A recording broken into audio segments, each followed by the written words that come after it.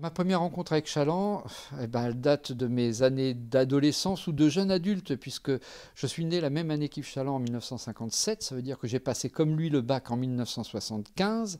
Ça veut dire que j'ai été étudiant en 1980, quand il a commencé à réellement produire dans Métal Hurlant et puis en album. Et j'ai découvert, j'étais boulimique à l'époque de bande dessinée, et j'ai acheté au fur et à mesure. Je me souviens avoir eu dès l'époque le Testament de Godefroy de Bouillon, la première aventure de Freddy Lombard, édité chez Magic Strip dans la collection Atomium 58.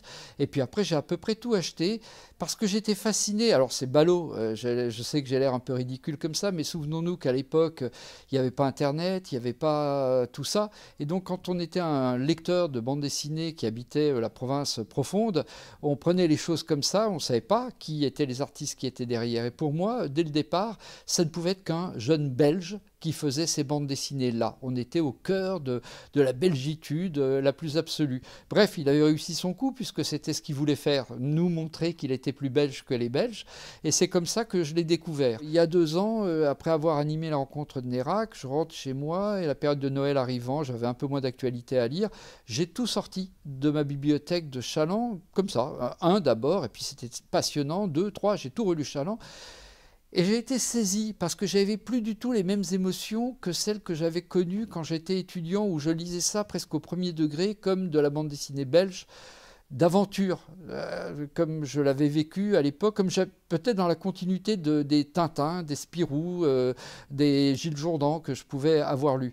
Et là, non seulement il y avait la distance temporelle, mais il y avait la distance critique, et j'ai été submergé par la noirceur du propos. Comme il avait pris soin à l'époque où il réalisait ses albums, je pense notamment à Freddy Lombard, aux aventures de Freddy Lombard ou au Jeune Albert, de replonger dans ce qu'était la grande époque de la bande dessinée belge des années 40, 50.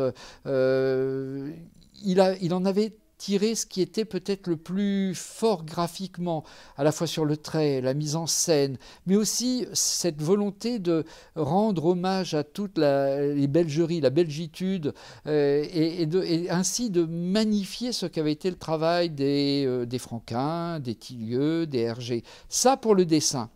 Et donc, c'était déjà daté en 80, presque, au niveau du dessin, quand il le fait. Donc, ça allait toujours autant, mais pas plus.